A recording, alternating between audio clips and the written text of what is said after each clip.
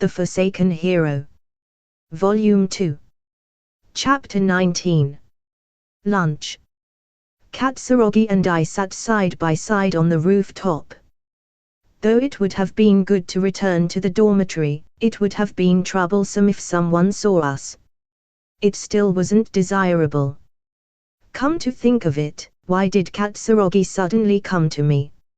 I also think hearing it was strange. Well, I was definitely anxious about it.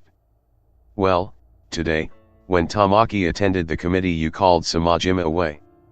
That showed me how hard Tamaki's been trying. Because of, what's wrong? No, I wasn't particularly trying hard, go on, because of what? Oh. I was scolded. I was called a coward. Ha. The unexpected words were surprising. A coward. I can't imagine Nanami saying something like that. I mean, doing that while I wasn't there. However, I'm genuinely grateful for my close friend's help. Next time, I have to treat her to something. I had second thoughts, and changed my mind about coming here. In the end, I had nothing. Without moving forward, giving up, and carrying on as usual is something only cowards do. When I was wondering what I should do, Tamaki's face came to mind. I'm an idiot, finally noticing it. Is that so? Is that so? I was attentively watching his childish monologue with a warm gaze. Katsurogi's face grew a little sullen. You look a little glad, Tamaki. Even though talking about this is embarrassing to me. Well, after all I'm the first one that came to mind, you know. Because Katsurogi kept me in mind, it's normal to be this happy. Since Katsurogi also exposed how he felt, I also confessed my true feelings. Then, Katsurogi was taken aback and looked away from me. What's wrong? Was it surprising for me to say something like that? No, that's not it. Well, it's fine. That lunchbox. I heard from Seijima, you've been making it for me. Yeah. Because Katsurogi only ever has bread, it's bad for your health if you don't occasionally eat nutritious food. Thank you very much for paying attention to that extent. It was really delicious. That's good then. It was worth making them. I wonder if I should say you're welcome at a time like this. Well, I wonder. After laughing a bit, silence filled the air. Unable to continue the conversation, I said something strange. What do? I never spoke to the Katsurogi of this time in the first place. Anyway, it will be awkward if I don't say something. Katsurogi. What? It's... Katsurogi wants to defeat Samajima, right? Yeah, that's right. I don't want to lose. I don't want to give in. I'll do anything to defeat him. Katsurogi's determination seemed to harden considerably. Well, it's easy for me. With his motivated gaze, my switch was flipped. Otherwise it would have been impolite to him. Got it? We'll start immediately tomorrow then. There are no classes tomorrow from the closing ceremony until morning, and many of the students return to the dormitory. Fortunately, the day after tomorrow is also the start of winter break, so students generally attend as they please.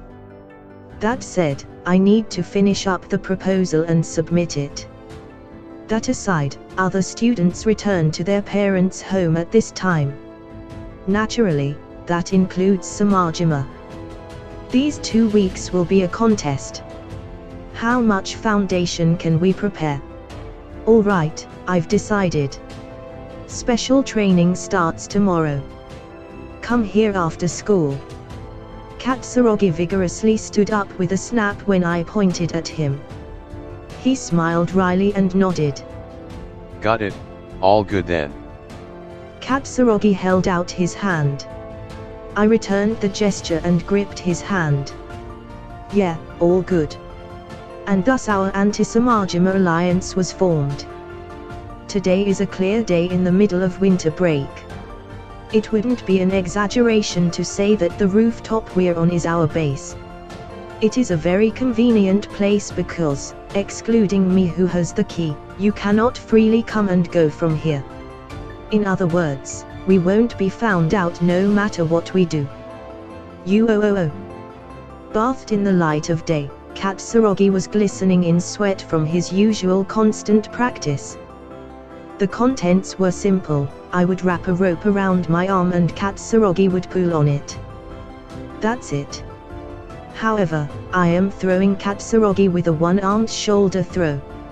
Instead of using my arm like normal, I was using a rope. Redeem yourself, Katsurogi. I haven't moved an inch. Ku-ra-a. The rope that was loosening straightened. Evidence that he was putting all of his strength into it. I still didn't move though. The purpose of this exercise was to build up his strength. To be able to move me, that is, you would have to exceed my physical status. Though it was difficult, there was another reason for this. If Katsurogi found himself in a contest of strength, he would first of all need to become accustomed to facing an overwhelming strength and gain self-confidence. Still, some people would think that a man losing to the power of a woman is embarrassing. Damn it. Katsurogi had a personality that applied to. With this the chance of him stopping lowered. 10 minutes left until we rest, so give it your all. Yeah. Katsurogi pulled the rope with all of his body weight. Of course, I didn't move at all. All right. That's enough for today. Here's a drink and towel. Thank you. Katsurogi laid down face up and put the towel on his face, with the bottle sideways to cool down. Sitting down next to him, Katsurogi sat up. To not move at all. What kind of muscles do you have? Want to feel? I flexed and produced a small, well-developed bicep. Katsurogi poked it with his finger, his mouth opened with doubt. Really? Where are all of your muscles? Maiden secret. I placed my index finger on my mouth, smiling mischievously to tease him. That's cheating. Did you say something? Nope, nothing. Katsurogi didn't want to pursue the topic and interrupted the conversation by drinking his sports drink. And so, I started to think about everything that was said, when there were 3 knocks on the door with a bad timing. Yes. Give me a moment. So that Katsurogi doesn't move, I went to the door to confirm the password that only authorized people know about. What are Shuri's measurements? 83-54-80, from top to bottom she likes Samajima. Your name? It's Sajima Nanomi. You may enter. Thank you very much. When I removed the key from the door and opened it, Nanami was there in a white dress and saluted with a snap. She was carrying a large bag. Nanami, that's right. I brought lunch. Oh. Mine and Katsurogi's voices overlapped. To be frank, Nanami also didn't return home and offered us her cooperation. Right from the start, Nanami didn't participate in the usual bullying, and after luring him with her boxed lunches, it was easy. She even managed to reach the level of speaking with Katsurogi. She volunteered to bring lunch every day, and to join in on our practice. Speaking of which, us 3 spend more than half of our time together these days. Good morning, Yui. Today I have light sandwiches and a light salad. She took multicolored Tupperware out from the bag where the sandwiches were packed. Everything seemed to be very delicious. Immediately, Katsurogi held out his hands. It's good. Where did his tiredness from a moment ago go? Katsurogi filled his mouth with the delicious food. It was worth making if you say that. Any meal Sajima makes is delicious. Without stopping. Saying his impressions, Katsurogi threw them into his mouth one after another. Looking at it, I was a little irritated and pinched his stomach.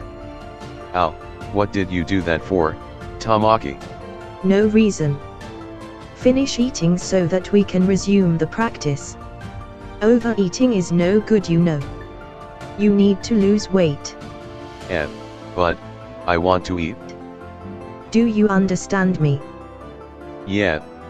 I got it. Pressured by my atmosphere, Katsurogi nodded his head many times. Nanami smiled and giggled from our exchange. Nanami was thoroughly enjoying my reaction. Enough already. Nanami, I'll get angry. Sorry. But you know. What? Nanami clapped once, and answered my question. But, teasing you, it's fun. Please stop. Katsurogi, don't try to stealthily continue eating. Damn, so persistent. While having such a conversation, we happily enjoyed lunch and after 10 minutes resumed the special training. Katsurogi's schedule from now on will be firm.